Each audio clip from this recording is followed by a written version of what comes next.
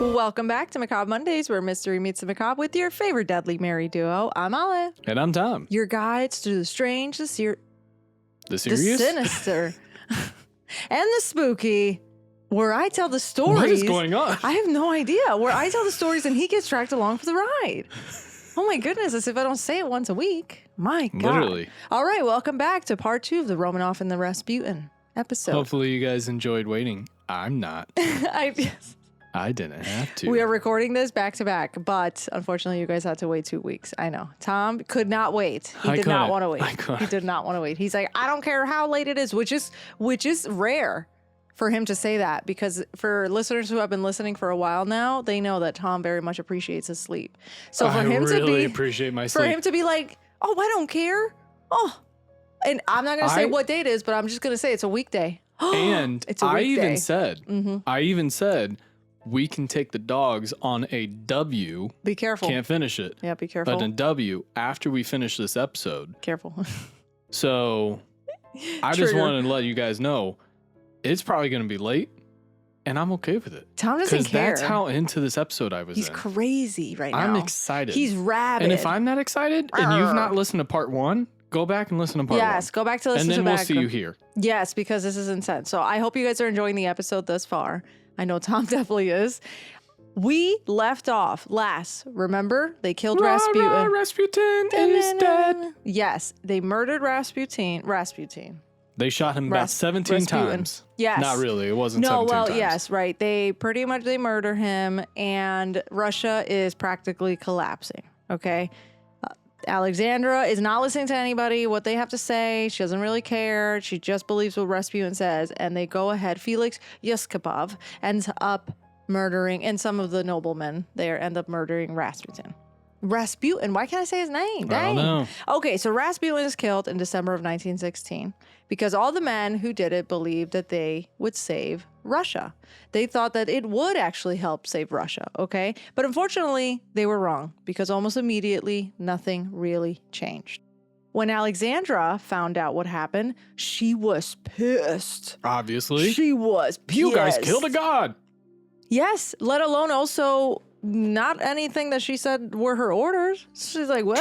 True. She actually demanded an investigation, and she wanted whoever that was responsible punished. No, Felix, run! Yes, but that didn't really happen, okay? Felix actually was just exiled, and the Grand Duke Dmitri was sent away with the first cousin or whatnot, was sent away to serve in the Isle, in the military. Oh. Okay, so really it's not like they were prosecuted or nothing really came of it. Literally how we said in episode 1, the dictator.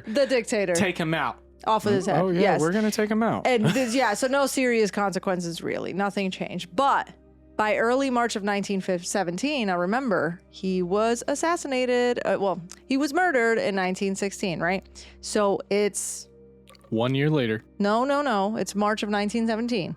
I thought it was 1916. Oh, in 1915. December. No. He was murdered in December of 1916. So that means it's a new year in January, which is 1917. So it's only a month later. In March. So January, March. 3 months later. You got this, baby. It's late, guys. Math is hard. And we were just saying how crazy you are about staying up late. Ooh, this is what happens. He gets out of whack. Wind him up. Okay. So it's early 1917 in March, and the situation has reached a breaking point in Russia. No one had food. Food shortages are up the wazoo. The war is still failing, and people are fed up. Everybody is pissed, and rightfully so. And then on March 8th of 1917, early March, in Petrograd, which aka St. Petersburg, that's what they used to call it, St. Petersburg. Well, St. Petersburg is what they call it now. Okay. Before it was called Petrograd. Okay. Thousands of women took the streets to march for a peaceful protest. It was actually International Women's Day in Russia. But they're not like getting together for the celebration. Like, let's have, a festival and a march. No, we're talking like factory workers, wives of soldiers. We're talking about mothers. They were all coming to peacefully protest and demand bread and peace. Okay. That's what they were going for. You can go on to you're on there. Great. We want bread. We want peace. Exactly. And what is supposed to be a protest ends up turning into something way bigger. Now, oh no, not remember again. Right. Remember, I was going to say, if you guys listened to part 1, Bloody Sunday, they were coming to protest for in peace, try to get, to change a few things. And then the soldiers practically went and murdered all the Russian civilians that were there at the protest. Okay, so what's supposed to be a peaceful protest turns into something way bigger. We've got workers and everyone, not just women now, started joining in, and there's strikes that are spreading across the city. And within days, in St. Petersburg, aka Petrograd, because I just learned that, it was shutting down. And when the soldiers, who they're supposed to be controlling the crowds and taking their orders, actually decided, you know what, we're not going to do that. Oh, God. We're not going to take your orders. No, the orders that they were being told was to stop them. To do what you need to do. And they actually said, issue. And the soldiers were like, we're not doing that actually. We're going to join the protest. They joined the protest. Oh. They joined the protest. They are also fed up. They're like, dude, we're dying. It doesn't even matter anymore. Whatever. Okay. And in that moment, as you can imagine, the Tsar's power and their control collapses. No one's listening to you now. Not even your soldiers. Not even the people outside of your door. Nobody is listening to you now. Nicholas II, Nicholas the Tsar, tries to come back to the capital, but he was actually stopped before he could get there. And with no support from the public, from the military, from any of the political leaders or the noble people, he had no choice but to step down. Damn. He had to step down. Nobody was... Well, yeah. That's it. It was over. And I also learned, that... Because this is another word that I learned that I was talking about in part 1, about how many words I was learning. It's called that he abdicated, which just means being stepped down. But I thought that word was very interesting. That's an interesting word. I know. So on March 15th of 1917, a couple days after the march, Nicholas abdicated the throne. He stepped down. Okay. Fun. That's the word of the day. Abdicated. And so this means, after this is 300 years of Romanov rule, the monarchy was over. 300 years. That is insane. Crazy. And it ended with Nicholas II. Being the ancestors looking down. Wow. I know. It's a lot of pressure. You fucked all of that up. Right. You know what also kind of reminds me of? It's nowhere near in the same era or different themes. Yellowstone. You know how the ranch was passed down from generations to generation. It's been in the family for like a century or whatnot. I don't know how long. I forgot how long. But remember how they were like, the whole time he's like, I'm not turning it over. It was at least since 1883. Yeah, because that's the oldest one, I believe. The oldest season. Yeah, but it reminded me of that because I was like, he was one of the. What did he say, John Dutton? The whole time he was saying, it's not gonna end with me. It's not gonna, because he's like, my ancestors are gonna look at me like, what? You really let all this go? Like, I gave it to you and you failed, essentially. So after all this, he ends up stepping down. The monarchy is over after 300 years in 1917. Which also, fun fact that I learned, because they started marching for International Women's Day originally. That is March 8th. Even that's what we celebrate now. So it's literally international. Yes, and it first started in 1908 in New York City with over 15,000 women marching through the city. And it was actually observed in 1909 in the U.S. But in Russia, it was around like 1913, 1914, right before World War I began, that women in Russia were coming together to push for peace. And that was pretty much what marked their first International Women's Day. Wow. But what I saw, they used like a Gregory calendar or whatever. I forgot the name of it. Gregory calendar? I forgot the name of it, but the calendar they were using at the time would have been February 23rd or something, but it's actually March 8th. Yeah, so that's literally how International Women's Day came. And I mean, cool. I thought that was a fun fact because I was like, wow. Because if you think about it, the peaceful protest started with the all women marching. They're like, we're literally coming to peacefully protest for bread and peace. That's what we're doing. Yeah. And then everybody gathered along. Yo, what we say? Women we want a piece of bread. Yo, women strong. Let's get down to business. To defeat the Tsar. Literally. Yes, literally. Exactly. Okay, so Nicholas steps down, and at this point, oh man. Okay.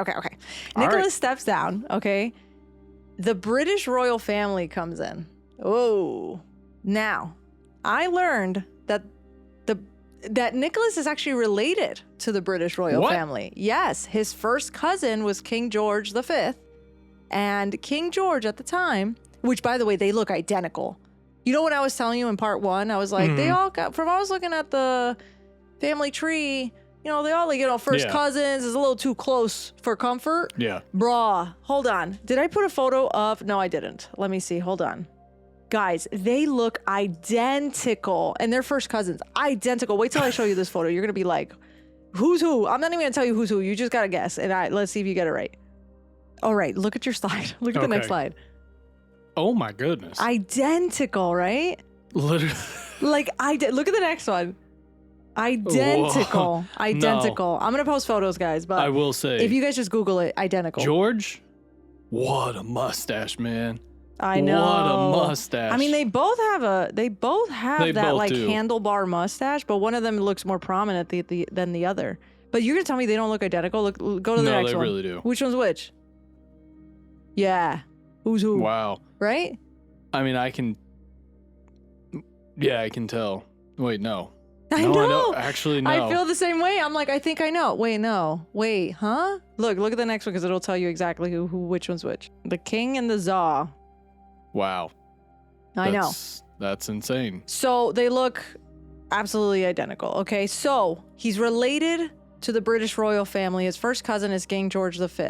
And King George offers him asylum, him and the family asylum. They're like, you know what? Because nobody in Russia wants them around. At this point, they see them as like, out of here. Yeah, they're like, get out of here. Nothing else came of this.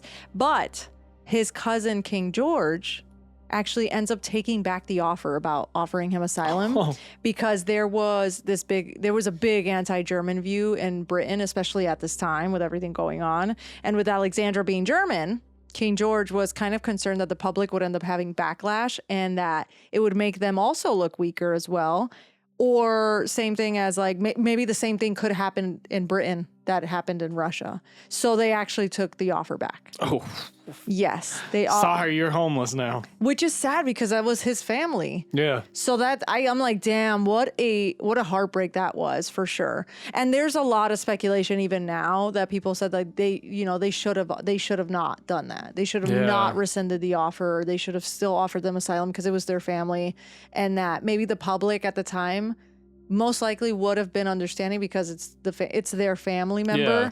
But again, we don't know. All we know is that they don't give them the asylum. Mm-hmm. They take it back. And so that means that the Romanovs are left in Russia to fend for themselves. And I saw too that anybody that was connected to the Romanov family, like in the lineage or whatnot, started to leave because they're like... You could find, there's some people that were, they trusted the monarchy, but some of them didn't. Yeah. The country was so divided that at that point, it was like, it was safer for them to not be in Russia. Yeah. So they were all kind of, or deep into Russia where, it's not easy for you to be found. Yeah. So after his abdication, he steps down. In March 1917, the family was actually placed under house arrest at the Alexander Palace in Tsarskoye Selo. Okay. And it's just outside of St. Petersburg. From what I was seeing, it's about like 15 miles from the city. Now, they're all still together and they're living relatively comfortable, but they were being watched 24/7. Now, go ahead and look at your slide and you'll see how relatively comfortable they were. Go ahead. And so you see that guy. Hey, yo. Yeah. So they're at Alexander's Palace. Okay. A slide indoors? Yeah. Okay. They were at Alexander's Palace. Okay. So clearly, and it's huge. It's ginormous. Man, I want to be, if I ever got put on house arrest, put me on house arrest in that house. There, right? No, seriously. I'm telling you guys, This is insane. This is like, and what can I even compare this to? It basically, imagine being put on house arrest in the White House. Yeah, but the White House times like 3, to be quite honest with you. I was going to say Buckingham Palace, I think, is Buckingham roughly Palace is even better close. yes. So they're still living relatively comfortable, as you can tell, right? There's even a map of the palace. And from what I was also seeing, because I was like, obviously I was researching all this stuff, there's actually a show or a series that Russia created in 2025, I think it was. And they cover this topic. I couldn't find the series, so I don't know if it's out there or if it stopped, or maybe we can't watch it over here or whatnot. But it's called The Romanovs, Devotion and Betrayal. It's a 12-episode Russian series, and it's pretty much about them. But the only reason I mention it is because online, if you go, there's actually photos and stills of that's on set. They're outside of the Alexander Palace filming, and since they're pretty much recreating the Romanov family in certain memories, and certain memories and their story and stuff, it kind of gives you a better perspective and a visual. There, like for example, there's one image where the kids are inside Alexander's palace, aka the actors, right, for the show, but they're pretty much depicting the fun that they were trying to have. It's a scene from the film, and it shows the kids like playing on a big marble slide in the hall in Alexander Palace. So it just kind of gives you an idea. Cool. Yeah, it looks really cool. I mean, I can't even imagine being able to have being raised in a royal family. That must be something else. But it just gives you like a visual to kind of understand how they were living at the time. But they're still prisoners. Okay? They're still prisoners. They're being watched 24/7. And then in August of 1917, so a couple more months later, they were moved into Siberia, to Tobolsk. That was over 1,000 miles away. So now we're further out. It's a lot quieter there, but they were still prisoners. And then around April and May of 1918, so we're talking way later, they were moved again. But this time, they were moved to Yekaterinburg, to the Ipativ house. And it also was called the House of Special Purpose, which is like, gave me the chills. I don't know why, but that's kind of what you translated it to. Go ahead and look at your slides. Hold on, I'm going to move this again. And there's, as you can see in your slides, there's a bunch of photos of them while they were pretty much being held prisoner, because as they kept getting moved, the 24/7, because they were being the monitoring of them being monitored, 24/7. Jesus, it started getting stricter to the point where like they weren't allowed to do anything without being watched. Because if you think about it, Nicholas steps down. He's pretty much they don't know what to do with them at this point. They're just moving them around. And there's also a lot of people that are pissed. So a lot of people also want to kill them. Yeah. So it's just not that simple. It's just not that simple. So there's like photos, and it's crazy because you see the photos of them when I first introduced you to them, wearing all these amazing, you can tell, garments, demographic gold, of what they're wearing and everything is slowly changing more and more. Slowly changing. Like now they look a lot more impoverished. They look a lot more impoverished, although they're not, but they are. And I just thought the photos are like so fascinating because even though they were pretty much prisoners and they were hiding essentially, they still were very much such a family unit from what I was reading. They were all very close. Yes. Yeah, they were all very close. And one of the photos, I thought it was so funny. It kind of shows you the personality of Anastasia. They always said that she was super silly and she was very much herself and doing whatever. It's just so fascinating too to have this because it's also documented history, so you can kind of go along with the story, but you could tell the difference. So around April and May of 1918, they're moved again, right? But this time they're moved to Yekaterinburg, to the Ipativ house. Okay, the House of Special Purpose. And by this point, the Russian Civil War is growing strong. The Bolsheviks, were in control. Now the Bolsheviks is a radical political group that was led by Vladimir Lenin. And he's the one that believed in no kings, no royalty, that the power should belong to the workers and the peasants. Okay. Oh, let me not say peasants. To the poor. I know. I'm telling you, when I was We doing get this, what is you mean. crazy. Yes, exactly. The Bolsheviks, Vladimir and all, takes control in October of 1917, which is months after Nicholas steps down, okay? So with the Russian Civil War growing stronger, they were pretty much faced with the decision of like, what the hell do we do with them? What are we going to do with the royal family? We're just going to keep moving them? What are we going to do? And so since they believed that the monarchy, they didn't believe in no kings. They didn't believe in kings at all. They decided maybe we should just remove them from power. Maybe we should just erase them as a whole, as a symbol. Oh, no. Yes. So what happens next is going to need a trigger warning. I'm going to place that here. So you're going to hear the triggers. You're going to hear the bells go off right now. In the late hours of July 17th of 1918, okay, this is like a little over 2 years after he steps down, and they move from, place to place, and here they are at the Ipativ house that obviously looks a lot more impoverished than any other place that they've been at. It's past midnight. It's like the early hours, okay? The Romanov family is woken up. Nicholas, Alexandra, their 5 children, Olga, Tatiana, Maria, Anastasia, and Alexei, along with a few servants that I saw. Well, not servants, oh my goodness, but a few staff members that had been loyal to them from the jump and were working with them, actually came with them as well as they moved. So they had a couple of people there they were with all the time. And they were told that they were going to be moved for safety. And so they were actually taken into the basement where Yakov Yurovsky informs Nicholas that him and his family had been sentenced to death and that they were going to be executed. Shit. And moments later, no joke, I read that Nicholas ends up responding saying, "What?" Because they were in such disbelief, like, what are you talking about? And moments later, the shooting began. Damn. They opened fire. The execution was chaotic because it didn't just happen instantly. It actually took several minutes before it was over. And the reason why I'm saying that is because when the shooting started, it didn't really go the way that the Bolshevik guards were expecting, because some of the daughters didn't really die right away. Because what the guards didn't know is that the women, they actually had sewn jewels into their clothes to hide, their jewels and their rubies into their corsets.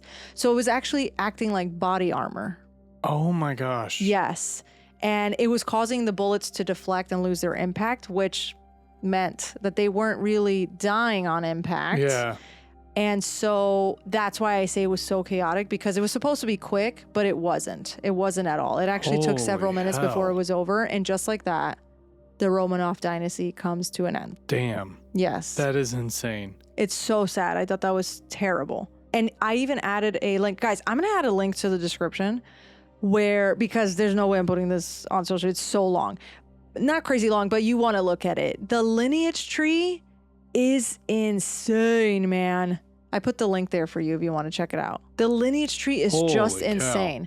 So you can literally see how far it goes back. So imagine, like, the royal family that literally rules Russia for over 300 years is now done. Done. The lineage done. Okay. Wow. Yes. And I was like seeing especially from seeing the map, but the tree, they weren't just like any royal family. Their bloodline connects them to some very powerful rulers in history in Europe. Mm-hmm. So Nicholas himself was actually related to the kings of Britain and Germany. And they're all a part of the same like extended royal network. There's just so much. Yeah. Like I literally just the family tree alone is so fascinating. It is so fascinating. Wow. That is insane. Isn't that insane? Yeah. I also saw that they were connected to Catherine the Great. It was like one of the women rulers. There's just so much more history in that's like incredible. But so unfortunately, they are executed. And it's so sad also to hear about the jewels, how they sewed that into their corsets and their clothes. So then they can also hide it and then take it with them, because they're literally on the run. They don't, like, they're prisoners. So now, allegedly from memoirs and secondhand accounts from what I was seeing, before Rasputin's death, we're back to Rasputin. Okay. All right, he died 2 years ago, remember? He died 2 years ago in December of 1916. Before Rasputin's death, he reportedly wrote a letter to Nicholas, to the Tsar, warning him that if he was killed by nobles, if Rasputin was killed by nobles, the royal family would not live longer than 2 years or possibly months. Yo, get out of here. Isn't that weird? That's strange, right? Rasputin, I'm not sure I don't how I think he feel was about truly a god, but he was definitely doing some witchy stuff. I could see that for sure. I Like could some see that for black sure. magic voodoo You stuff. think so? I could see that. I could see that. I could see that. Yeah. That's the thing. Was it a coincidence, or was it like a mystic calling, or was he really a psychic, or what did he really have, or something else? Who knows? Technically, we don't know. We don't really know. But he supposedly, allegedly predicted that. But I also see it too. I'm like, well, I mean, it's kind of logical. If by the time the nobles around you start killing off people without you knowing, it's gonna lead to a downfall. I would assume, yeah, I would assume, but that's just me. But again, it's such a strange layer to the story because you don't know.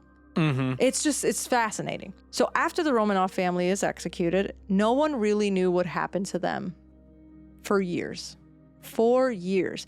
The Bolsheviks, they only really announced that Nicholas was executed, but they didn't really confirm what happened to the rest of the family at all. They originally claimed that the wife and children were moved to a safe location, but from what I saw later, they actually reported that they had passed away.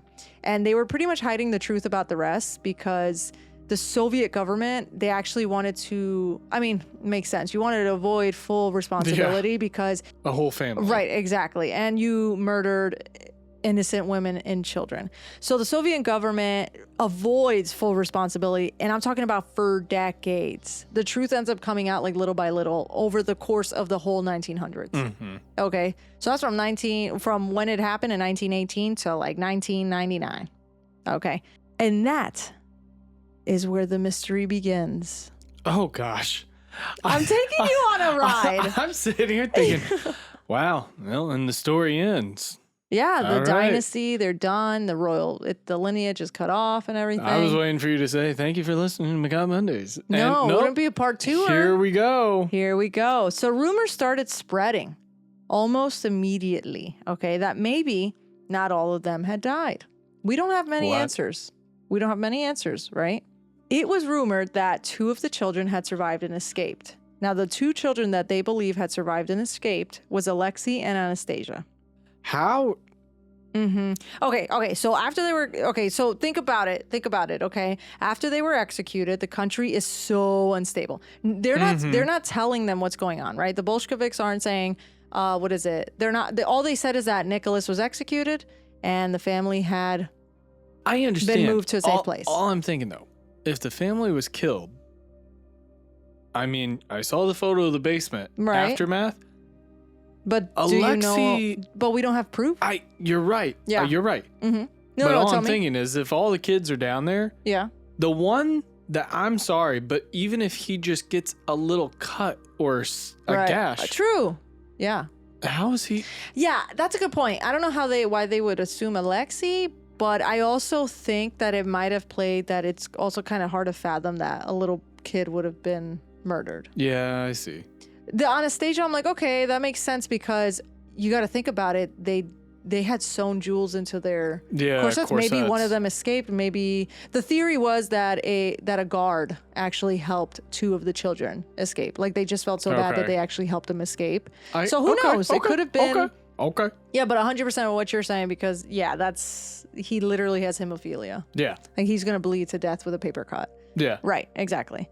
And so exactly what you're saying, because as you can imagine, there's so much chaos with the Civil War going on in Russia. Some people actually supported the revolution. Other people were horrified about the execution. And then if you think about it, the Soviet Union now, they're also not pretty much giving answers either. They're not admitting to what happened. They're not telling the whole story. So the Russian people are pretty much torn and divided. And there's not a lot of trust going around. You don't say. Yeah, they're not really, no one in the world is really celebrating what happened because imagine that. I was going to say, you go from one family and then this guy that kind of comes into the family starts taking over some of the stuff and everything's going to shit. Yeah. And Russia's falling apart and it's been falling apart for years. Right. And then all of a sudden you take the family out of power. Great. Now this new guy's in power, and then all of a sudden we get an announcement. Yeah, so that family that we removed, that nobody really wanted killed, you guys all just kind of wanted them out. Yeah. Well, we killed all of them, including the kids and the girls. Yeah, well, they don't admit that at the beginning, right? But No, they admit yeah. it over decades. Over yeah, time. Yeah. But at the beginning, they were like, oh, no, they were moved to safety. But no answers or anything Nothing, like that. yeah. It's just... Right. No wonder why you're going to be questioning a lot. Exactly. So that's why one of the stories that went around is that it was a rumor that 2 of the kids actually made it out alive. So over the years, there were more than half a dozen women that actually came forward claiming that they were Anastasia.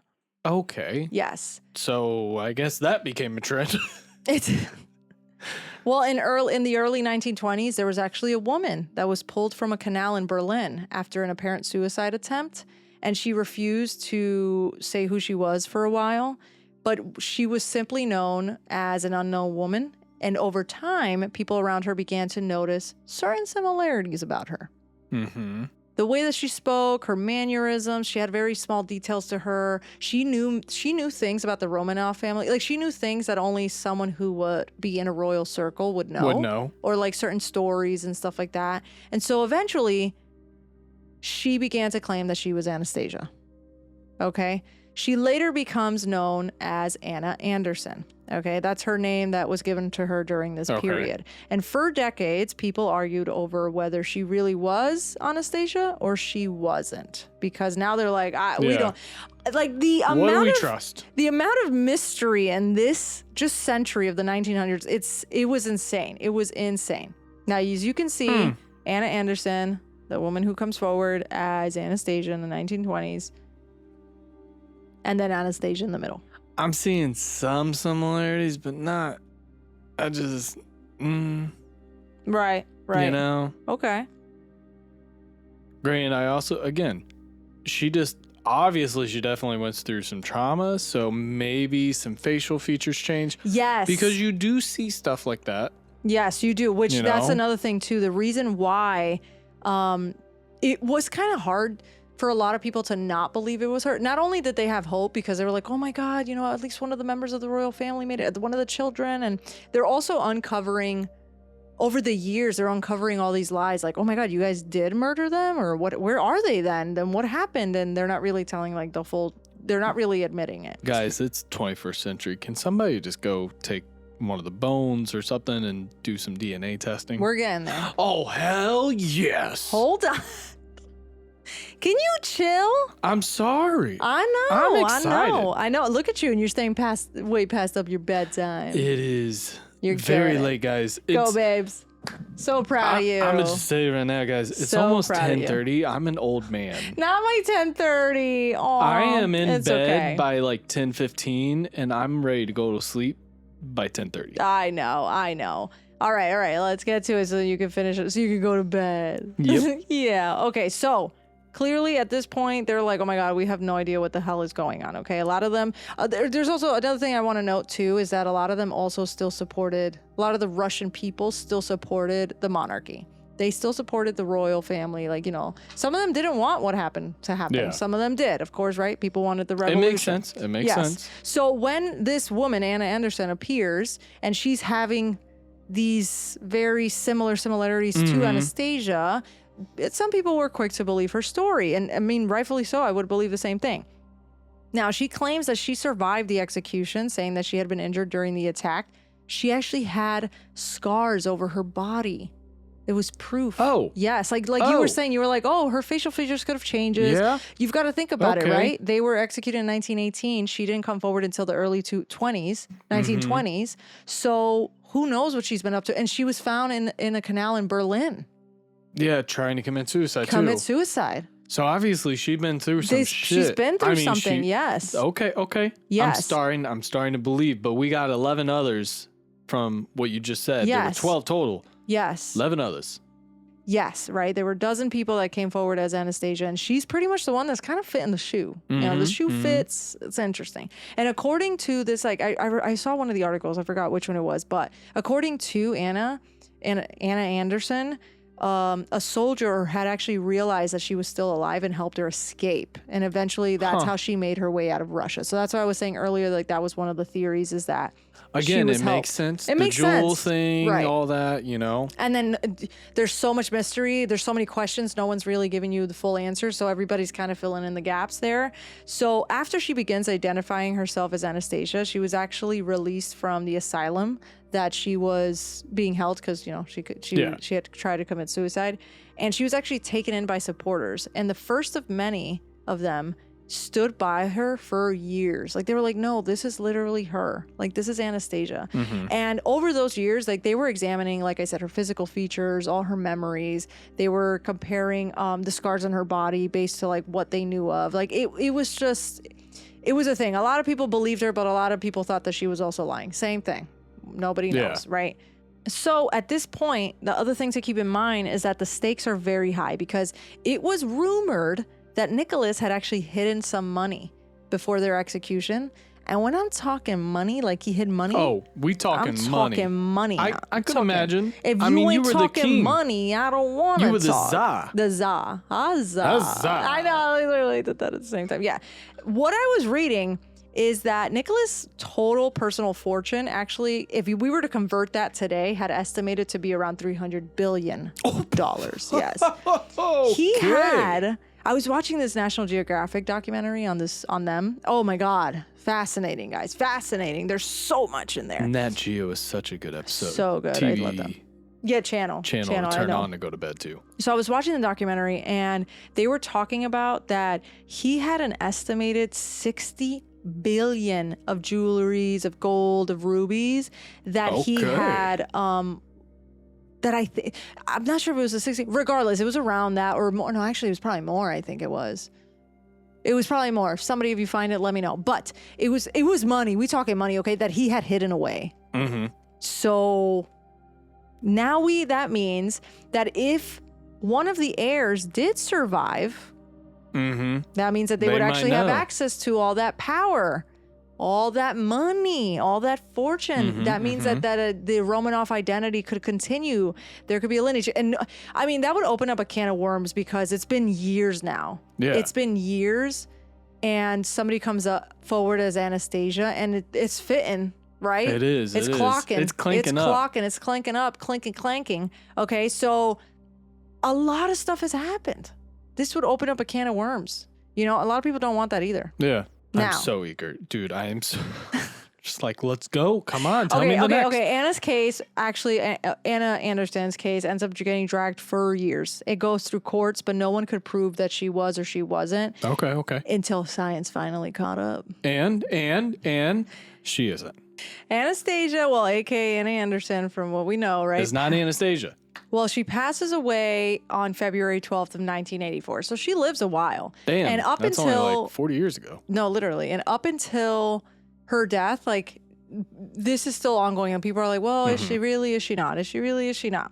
And for decades, most of the 1900s, the burial site of the Romanovs was actually a mystery. We never really knew where they were buried, because no one ever admitted to anything or said where or whatever. So we don't even know where the bodies are buried. Okay. Oh my God, woman, just go. I'm doing it on purpose. Until 1991. There was a mass grave that was discovered near Yekaterinburg by a group of investigators. And inside, the remains were believed to belong to the royal family. But there were actually 2 bodies that were missing. Get the flippity floopity out. Get going. Get the flippity floopity out. Which, as you can imagine, is obviously like, oh shit. Oh shit. Okay, woman, come on, let's go. The people are wanting to hear. Okay, so 1991, they find the mass grave, okay? Yes. They're going back and forth, they're doing forensics, they're doing checking all this all stuff. Over. Check. Cool. Anastasia or not. Then in 2007, a second burial site was found nearby. A second burial site. Okay. This time, the rest of the remains that were missing originally, the 2 bodies, were found. Oh. So now we've got the whole family. Oh no. Now we've got the whole family. But they still gotta do testing, okay? So a lot of the documentaries that we're seeing, they talk about it's kind of crazy, this era. I mean, the whole time from when they find the first grave to the last grave or whatnot, because they go back, like experts go back and forth about identifying it. If it was Anastasia and Alexei, like it was so much. It was, the Russian experts were like, no. Even the U.S. got into it. They were like, yeah. And then some other people were like, no. And it was like back and forth. Okay. And so they're like, all right, we need to do DNA testing. Okay. But all of the Romanov bloodline is dead. So what are they going to compare it to? I mean, you got older ones that I'm sure you know where the older ones were buried. No? That's not how that works, apparently. Because they need, I don't know exactly, because that's a great question, but I think they need like an actual like blood DNA sample. I don't know, but they need DNA sample. They need DNA sample, okay? And so they need to find it from the closest living relative that they can find. So the reason why I'm saying that is because they need, and again, there's probably a lot of specifics to it. I'm not entirely sure about all the DNA testing stuff, but they needed DNA testing from a living relative in the bloodline, okay? And all of them had passed. So they ended up finding they found a close cousin. No.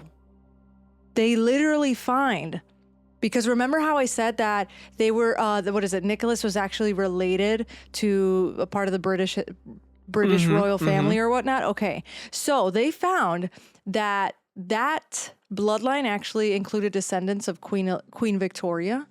Shit. Queen Victoria was the longest reigning queen in British history. Yeah. And I was like, wait a minute. Okay. So you're telling me that he was somehow connected to that, because the family tree is insane. He's somehow connected to that.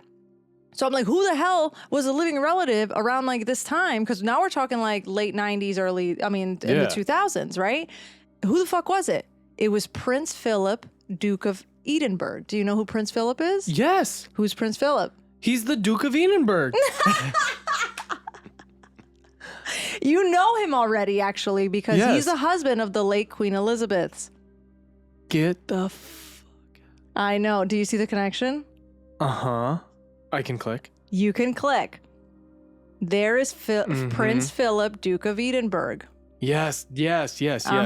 That's one of the closest bloodlines that they could get that is connected to him. That is insane. Yes. So they actually I put a photo of I dumbed down. I found a family tree, essentially, that was like dumbed down. It was like, all right, we've got like where they're connected, and then pretty much there. And then I added a bunch of notes. Off. Yeah, I kind of added a bunch of notes. So then there's how you see how they were connected, which for people who are watching, I'll add literally the screenshot of the slide that I gave Tom. And I'll also, for those who are listening, I'll also add it into socials. That's crazy. That is crazy. Isn't that crazy? Right? So they asked Prince Philip for a DNA sample so that they can compare the remains that they found in the graves. And by the late 2000s, scientists were able to confirm the mystery that had lasted for decades was finally answered. All 7 members of the Romanov family, Nicholas, Alexandra, and their 5 children, had been located and identified. Wow. Yep. That is crazy. Yeah. So, and from what I was seeing, when the first grave was discovered in 1991, the 2 bodies that were missing, that's where people believe that it was Anastasia that might have survived. But when they found the second grave, it was actually Alexei and Maria. It was not Anastasia, but I don't know where they got Anastasia. I'm not entirely sure about that. But in reality, the child that really was missing was Maria, not Anastasia, which I thought that was interesting. So I was like, wow, okay. All y'all fakies out here trying to act like you ain't Anastasia. So in reality, no one really had escaped, unfortunately, and they all were executed and murdered there. Wild. Yes, that is wild. I will say that, there's a photo of the basement of how it looked after they were executed without the bodies. It's wild. Yeah, without the bodies. But you could just see, there's just there bullets. Was a lot of tarnish, I guess would be the right word. I guess you could say, yeah. Like wallpaper. I mean, carnage. And also carnage. Yeah, no, but isn't carnage with the bodies? I don't know. Whatever. It looks like destruction. It looks like a machine gun hit that basement. Like it's so heartbreaking when you see it. And think back to your 1918 when they were murdered. Yeah. These are old guns, not what you have now. Yeah. So they also didn't shoot because if you think of the Winchester house. Yeah. Oh yeah, the Winchester rifle. Right. The first they had bayonets that I was seeing. Yeah. Rifles. So even then, I mean, you're not shooting crazy fast. Right. So, and I'm sure there was a good amount of guards, unfortunately. But that's one of the things I forgot to mention when I talked about them being executed. Trigger warning. When they were being executed, you know how they had the jewels sewn into them? Mm-hmm. Well, into their corsets and their clothing, and how when they were being shot at, it wasn't really ricocheting, more or less. So they were actually like shooting and using like bayonets to finish them off. Oh my gosh! Yes, which made it even more like gruesome, just so sinister and macabre. It's terrible. It's literally so terrible. So. Okay, so all this happens. They finally, they get the DNA sampling, and from what I was reading, from as of now, okay, because the scientists are like, yep, this is them. Like, this is literally them. But from what I was reading, as of now, the Russian Orthodox Church still questions and like hesitates to fully accept those findings. Mm-hmm. So they have officially, up until now, they have officially not approved the findings. Wow. So while the evidence is there, okay, still not everyone fully agrees. So essentially they can't really say yes or no. We know because they actually have a memorial, but they also, I think it's just more of a like, if they put it, it's like they're admitting and they don't want to admit that because over the years, the Russian government really wanted to forget about what happened to the Romanovs, and no one really wanted to acknowledge the truth because then that would mean that they'd have to admit that they did murder innocent women and children. And one thing that I was reading, nobody, no matter where, no matter what country, that's just a wants no-no. to have to admit that. That's a no-no. Yeah. That's just not. I mean, same thing like when you're on. What is it? I don't know if they still do it now, but when you're on boats, it's like save the women and children. Oh yes. Or it's always right. It's like exactly. So the Soviet Union avoided discussing it at all, which means ultimately Anastasia did not survive. Okay. And Anna Anderson, who claimed that she was Anastasia and was not Anastasia, because they did also do DNA testing from some item that I saw that they had. It could have been a handkerchief or something, that she was at a hospital. And that's the way that they were able, because remember when they found her, she didn't want to admit who she was. Yeah. It actually proved that she was a Polish worker, factory worker named Franziska Shanskowska. Okay. But it wasn't Anastasia. Obviously, yes. And she had passed long gone before they found the grave. So, I mean, she passed at 87, I think I said it was. And the first grave was 91. The second grave was 2007. So nearly a century later, the mystery is answered. But people to this day are still questioning it. And today, the remains of the Romanov family are actually buried in St. Petersburg in a cathedral known as the Peter and Paul Cathedral. And it's pretty much a place where many of the Russian rulers are buried, from what I was seeing. It looks gorgeous, gorgeous, which pretty much brings the family back to the city where they lived, and that's where their story was. In Yekaterinburg, right? That's where the Ipativ house was. That's the house of special purpose that they were executed in. The original house was demolished and they built a church on that site, and it's known as the Church of All Saints. But from what I was reading, people call it Church on the Blood because it's supposed to it stands on the same ground where the Romanov family was executed. So it was kind of like it serves as a place of it's a memorial for them essentially. Yeah. And you'll see in the photos, like you see them looking through the bones of the graves that they found. You see the memorial that they built, the caskets. I don't even know. Those aren't even caskets. What do you call those? I mean, it's like a casket. Tomb, it's like a tomb. Yeah. And they have like. I can't think of what the mosque. It's kind of set up like a mosque. Oh, that's cool. Okay. So yeah. Now over time, the story of the Romanovs, as you can imagine, has been told in many different ways and variations, through books, through movies, and tons of documentaries. Okay, like there is so much out there. I encourage, if you guys are really interested, oh my God, it's so fascinating. Just dive right in. But I know for a fact you've definitely heard of this story. And you want to know how I know? How? At least one version of it. You've definitely at least heard of one version of it. How? One of the most well-known versions of that story came from the animated film that we all know, Anastasia. Do you remember that movie Anastasia? It's a Disney movie now. I was gonna say it's a Disney movie. She's technically right? one of the and it's so funny a Disney because princess now. Yeah, but they call her the forgotten Disney princess because nobody ever really considers her as a princess. Yeah, it's just Well, okay, fun fact from what I was seeing, Disney didn't make that movie. They actually Century 21, Fox, something like that. I think it was Fox. They made that movie. No, Century, yeah. Whatever. Because it was like the bum ba bum ba ba ba ba ba.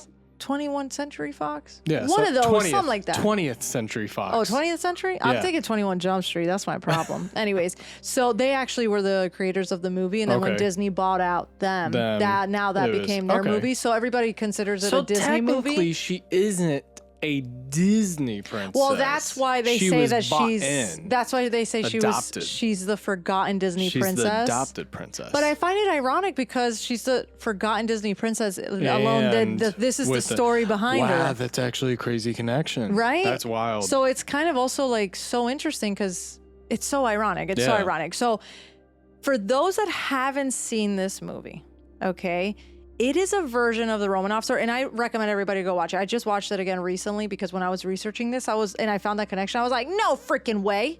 It's been a while since I've seen that movie. First off, oh my God, such a good movie. One of the classic songs is Remember in December, Back in December, something like that. Okay, Back in December. It's like Back in December. No, I'm butchering it. I'm butchering. Asleep. I'm butchering. Okay, but the version of that story is actually where the Romanov family had to flee because of the Civil War, so true, and it ventures into the version of the hopeful story that Anastasia does survive. Okay. So I don't want to say too much because the movie really follows the story of a young woman named Anna who has amnesia from an accident. An accident happens, okay? And she believes that she may be the lost princess Anastasia Romanov. Yeah. And she goes on a journey to discover her identity. I will say it is crazy, like the story compared to the movie. Because there are, in the movie, they actually have a family portrait, and it's an actual family portrait of the Romanov family. I mean, it's literally a story of the Romanov family. Yeah. They even have little nods of, the dog that she had, the real princess Anastasia had. Her great grandmother from Britain. And it's so sad because I watched it recently that in the movie, she has like these memories of the time that she, being in the Grand Palace and dancing, because she keeps getting her memories back and she learned so much. But it really leans heavily into the idea that Anastasia did survive, and it plays with that theory and that mystery that maybe something more hopeful and magical did happen to her and that she wasn't executed the way that she was. But dude, we have to watch it because I haven't seen it since I was a kid. I know. And when I watched it recently, it was cool. I remember that was like prime 90s, early 2000s Disney movie. Yeah. No, I know. Storyline and all. No, and when I watched it recently, it just had that animation. The nostalgic animation that they used to do back in the day where it was all like hand drawn. Oh my God. I honestly was like, I was crying tearing up at some points. I'm like, oh my God, this is such a beautiful movie. And you know what? It just hits different because I learned the story. Yeah. Where I was like, wow, this is literally the Romanov family, but this is the version of if Anastasia did survive and how that would have looked, or that could have looked. Yes. Wow. Okay, so let's go back real quick. No. Before we end the episode, okay? There was another crazy ass branch of this story that I learned. Yeah, Rasputin. Let's go back to Rasputin, okay? Because his story doesn't end at his death. Okay. Kind of interesting how this is. Over the years, Rasputin became something more than just like this historical figure. He kind of became this legend, and his life had been retold over the years in books, movies. I mean, music. We've heard the song before. Now, every time I'm gonna hear the song, I'm gonna think of him. I know, it's kind of crazy. Yeah, because now you know him. You know him. But I didn't realize I knew him. Yes. Don't go too far. Now, some of the things that I've seen about him have been exaggerated or reimagined, but I mean, obviously that's going to happen. But there are a lot of legends and myths that are attached to Rasputin until this day. And one of them that I did not see coming at all after he died, I'm going to place a trigger warning here. I'm going to place a trigger warning, especially to all the men listening. Okay? According to the legend itself, Rasputin's penis was severed after he was murdered, and they preserved it. Yes. And from what I was seeing, it's supposedly a large specimen, if you catch my drift. But what? I mean, why? Yes. Okay. So remember how when I introduced Rasputin, he was a ladies' man. Yeah, I get all that. All that stuff, right? Okay. He was basically he was a hit with the ladies, right? Was a hoe. He was a partier and doing pretty much everything he wasn't supposed to be doing as a holy man. There was also this Rumen. Who am I? Rumen. It's because I'm thinking of a Rasputin. Yeah. There was this rumor that him and Alexandra actually had where they were sleeping together. I won't lie, I was gonna say that because I was like, all I kept thinking was, they're really how's close. this woman just like, But it's just a rumor. Like no one could ever prove it. Not many people believed it, and they shrugged it off because Alexandra was such a devoted like family woman. Like she was all about her family, and she loved Nicholas, and she really just relied on Rasputin for that spiritual side of things. So that was just a huge rumor. Spiritual side. Now, originally it was said that a group of Russian immigrants were in possession of a severed penis, and the reason why they did that is because they kind of kept it as like a relic. Our trophy! Like a relic. And I kind of want to hear what your dad and Val have to say. I don't like this. I don't like this. Yes. And they believe that it would hold fertility because it was his penis. Yes. So we're not really sure, though, if it really is his or it isn't, but reportedly it was 12 inches. God! It was a whole... Damn! It was a whole... He was big and strong. Okay. So reportedly it was 12 inches, okay? Now the even more interesting part of this is that in 2004, the penis actually sits in the Museum of Russian Erotica in St. Petersburg. So it's still there till this day from what I was seeing, okay? And the owner of the museum says that he paid $8,000 for it. But what I did read is that a lot of experts believe that it really wasn't his penis, that it could have been either a cow or a horse penis. I know. I don't know what you want me to tell you. No one really knows. Weird. No one really knows, okay? But people go, there's a photo. You want to see it? No. It's in the slide. It's in the slide. Why would you do this to me? Guys, I'm not going to post it on socials because it's like drastic, but go to our website if you want. Which one can I skip? You know it. You're going to have to go through it. You can do it. Oh, yeah. Careful with that. I got to show you that. Wait, where is it? Oh, I didn't add it. Wait, hold on. Thank the Lord. Oh, you're lucky I didn't put it in the slide. Yeah, I just don't need to see. I didn't want to see it pee-pee. either, though. Yeah, it was a severed pee-pee. But yeah, it's like they preserved it in like a jar I don't of need it. alcohol. I'm good. Okay. You have a lot more of a macabre stomach than I do. I didn't want to look at it long, but it is circumcised. I know, but you okay? Okay, I know.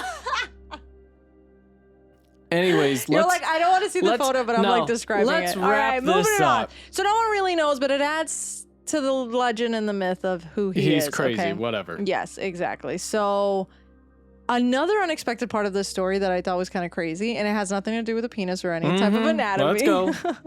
Is that it actually comes from his own daughter, Maria Rasputin. The penis? No. Oh. The other branch. Sorry. The other branch that stems off of the. You said the it actually Rasputin comes legend. from his daughter. I was like, whoa, this You're just took a turn I wasn't ready for. No. The other branch that comes off of his story is that Maria, his daughter, actually ended up making it out to the U.S. at some point. She wrote a memoir about him, but she worked as a dancer for some time, and it actually led her to becoming a lion tamer in a circus. What's that circus? The Ringling Brothers Circus. Yes. Get out. And she advertised herself as Maria Rasputin, as Rasputin's daughter. And for years, ever since forever, she had always, was defending her dad's name. That's literally what it was, which is kind of crazy because, in a strange way, she really kept his legacy alive that way as well. It's just in a different form. But I thought it was really cool that she ended up going off to work at the Ringling Brothers Circus, and she was known as the daughter of the Mad Monk. And so she just kind of used that to her advantage. Yeah. But I'm telling you, that just adds more fascination, many more layers to Romanov and the Rasputin story. Yeah. That's what I'm saying. There's so much about it. And that's what's funny when I first was thinking, because at first I was just going to do an episode on Rasputin because I learned about how he had passed away and how, you know, the poison, and then they shot him, and then they drowned him, and then blah, blah, blah. And he still didn't, like, he survived. And I was like, oh my God, that's fascinating. Like, what do you mean? I've never heard of this story. And then I started digging into the Romanov family because obviously they were connected, they crossed each other's paths. And I was like, oh my God, this is going to be a two-parter. This is definitely going to be a two-parter. I can't. This is going to be a two-parter. I can't.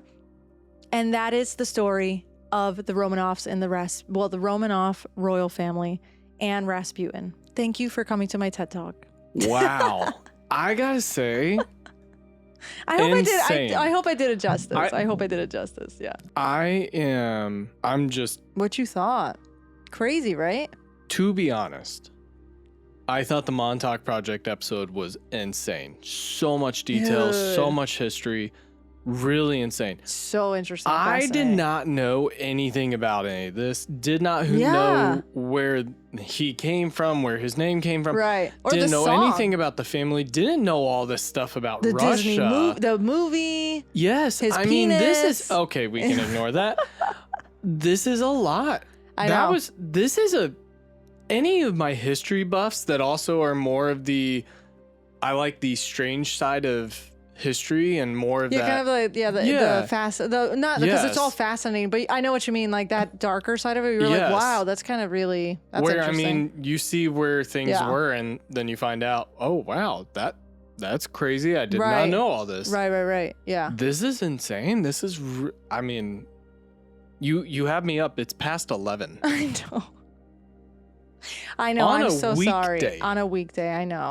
I know, but didn't you learn so much? I did. You see what I meant by I was like, I'm so jealous of you because you're here experiencing this story for the first time. I'm so jealous of anybody who's listening right now that is experiencing it for the first time, because that's how my mind was while I was like, no way. Huh? What? Question after question. I'm like, oh my God, that leads to this, that leads to that. Now I got to watch the movie. Now I got to watch the documentaries. Now I'm like, a penis? What? Also, now I got to the fact Google that Prince Philip. Yeah. That the connection, crazy. It's funny because after I saw the photos, I was like, oh, you're right. I just always have heard of him as Prince Philip.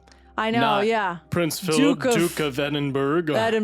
Yeah, Except for, I think, because didn't he die last year or 2 years ago? He died, I think it was in 21 or 20, and then she died like a year after. Yeah, it was recent. It was recent.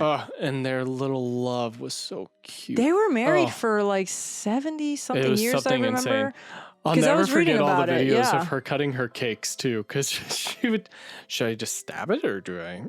Oh, I've seen that. Yes. No, yeah, that's what I mean. And then it was crazy because when I was trying to find like the family tree to see, because I'm like, how is he connected to him? It's also crazy how many royals were connected.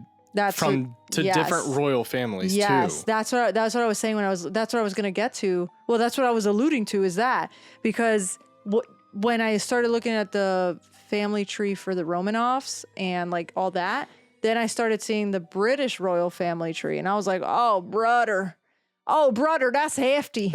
That's hefty. Yeah. But honestly, such a fascinating story. It's also very tragic. And I was reading too that, remember how you were saying like, I wonder how people feel about it to this day or whatever, about, you know, how the Russian people, like, this must have been crazy. I did see online that it's like kind of like a mixed feeling. Some people feel like they deserved it. Some people also feel like it wasn't right. But a lot of them, from what I was seeing, especially in Russia, I mean, I could be wrong, but from what I was reading, a lot of people saw them as like, they pretty much suffered and they ended up just at least dying with their dignity. And they were executed. So they really thought that they were probably caught in the middle of something that they couldn't control, especially the women and children. Yeah. That's really what makes the story even also the more tragic, is the fact that innocent people were murdered. But then again, it's like, it's so because it's a double-edged sword. Insane. I know. But that's what I mean. It's just such a dark side of history that I've never learned about. And it was so fascinating. I thought it was really well done, my love. Thank you. I really hope I did it justice, guys. I'm honest. I spent so much time on it. And hey, if we missed some, let us know. Honestly, no, it's not even that if we missed something. If I were to have included every little detail, like, oh my God, please, if you guys are so interested, take the time and watch that National Geo, documentary. You can find it on YouTube. So well done. They even go into such of the details. There's a lot of other documentaries, but that one, the Nat Geo one, they go into details of the scientists and what they found and what they said and blah, blah, blah, and all this stuff. Even the the investigators who originally found the grave, because apparently when they found the grave in 91, now I could be wrong, I forgot exactly how it was, but there were investigators that actually found the grave earlier, but they didn't want to say anything because they would have been kind of targeted and they were a little bit afraid of what would happen to them. So they actually reburied them. And then they ended up finding it out later. I don't know. I could be wrong. But anyways, if you watch the Nat Geo documentary, it is absolutely insane. It's very fascinating. So great. But I hope you guys enjoyed today's episode. Thank you for joining us today on Macabre Mondays. Don't forget to subscribe so you don't miss a single episode. You can find us wherever you listen to podcasts. And if you know more about today's episode or caught a detail maybe we missed or we didn't get to add or you just want to say, to see like if we know, oh my God, let us know, because this was such a deep rabbit hole. Such a deep rabbit hole. Okay. Also, we would really love to hear from you guys. If you have any type of story that's strange, sinister, or just downright spooky, it really doesn't matter how small you may think it is. Go ahead and send it our way. You can email us macabremondayspodcast@gmail.com or head over to the website at macabremondays.com and submit your story. Yours just might be featured in an upcoming listener episode. Follow us on social media by searching Macabre Mondays for photos of today's episode updates and a little extra spooky fun. We'll see you next Monday for another strange, sinister, and spooky episode. Stay tuned. More mystery is just around the corner. But until then, stay curious and stay safe, friends. Deuces. Bye.